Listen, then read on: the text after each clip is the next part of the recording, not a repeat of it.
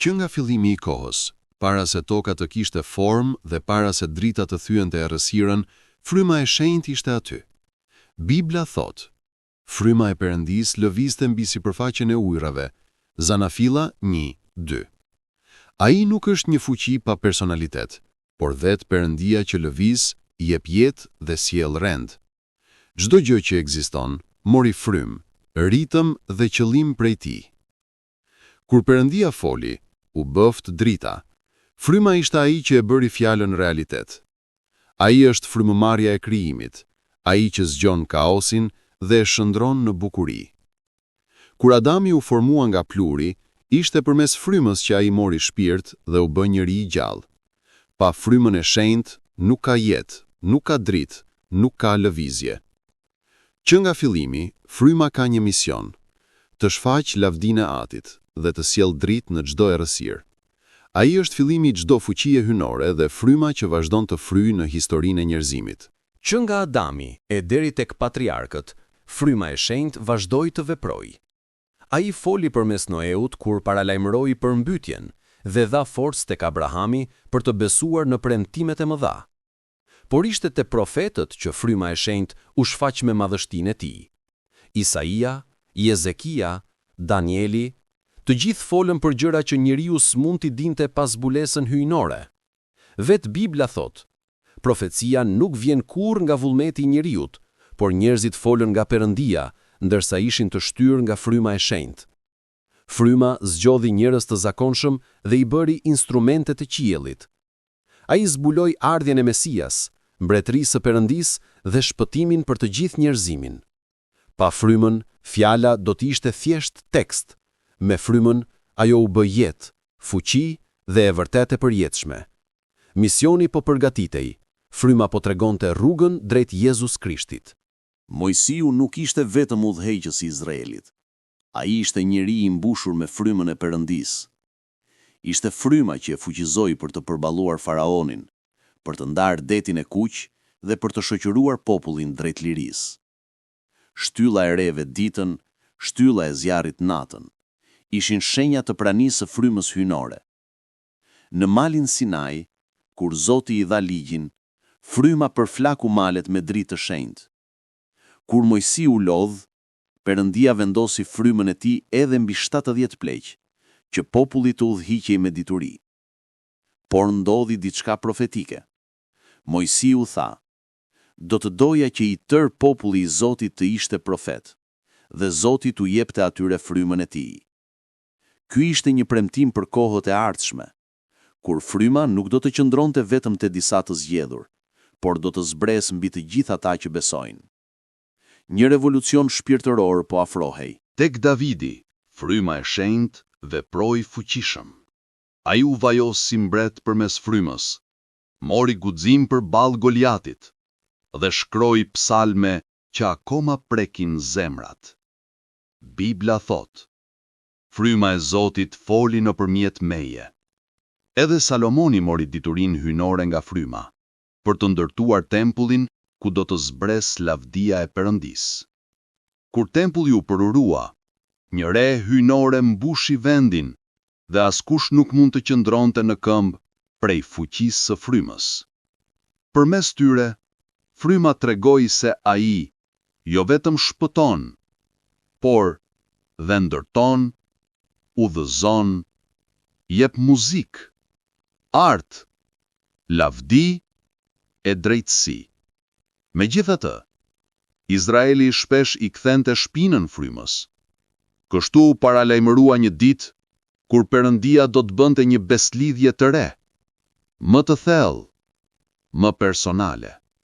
Profetët thanë: fryma e shenjtë do të banoj brenda jush, jo më vetëm mbi ta, por në zemrat e njerëzve. Jemi afër ardhjes së shpëtimtarit. Profeti Joel shpalli: në ditët e fundit, unë do ta derdh frymën time mbi çdo mish. Joel 2:28. Kjo ishte një premtim që tronditi historinë.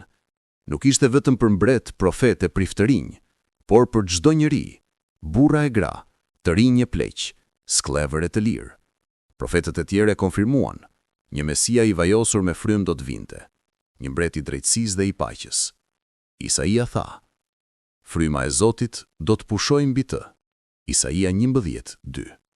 Gjithçka në Bibël po lëvizte drejt një momenti që do të ndryshonte fatin e njerëzimit. Fryma nuk do të ishte më e largët apo e kufizuar, por e derdhur me bollëk, e prekshme dhe e përjetuar personalisht. Prej qiellit po afrohej një epokë e re, era e frymës shenjtë.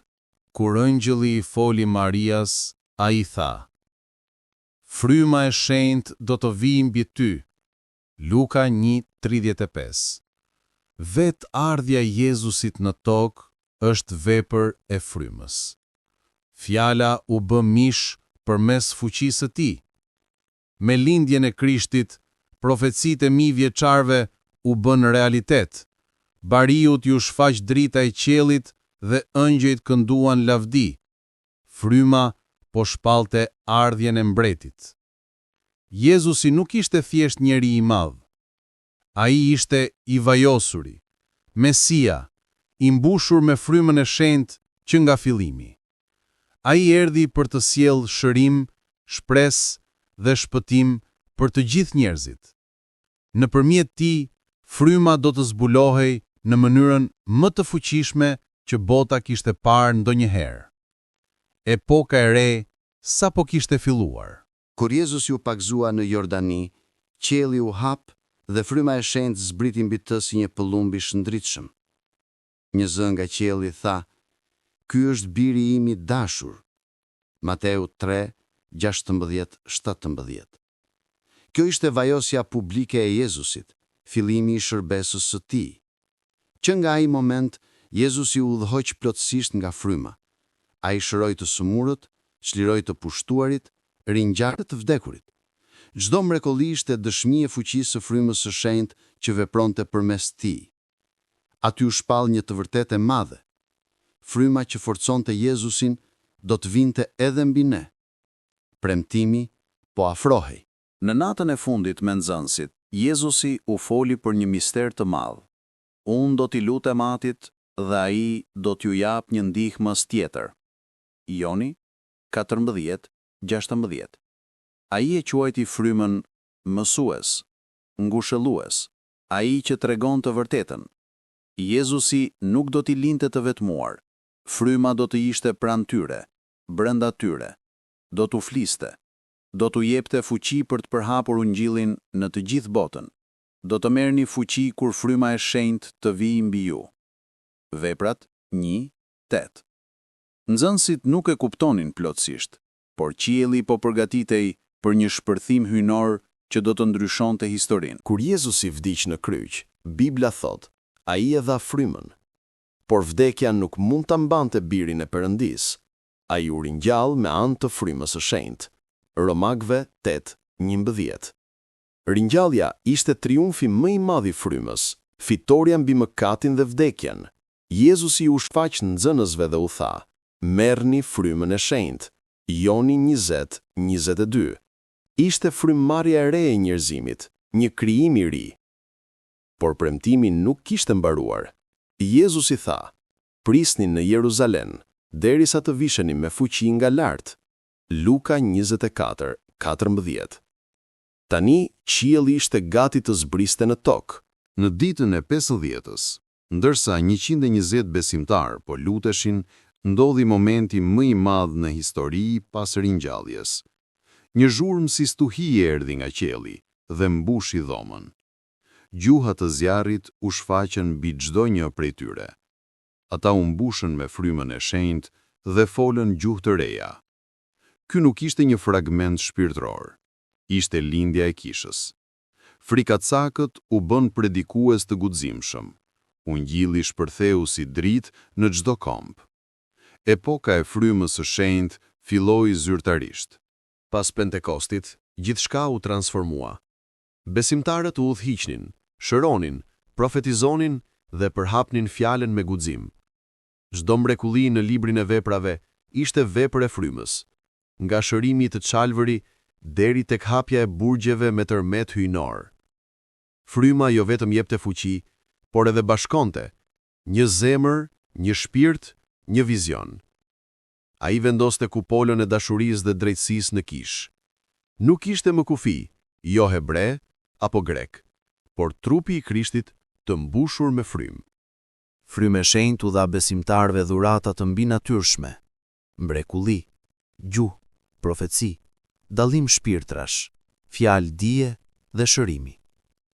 Apostulli Pali përshkroi këto dhurata si armët e qiellit për të rrëzuar fortifikimet e errësirës.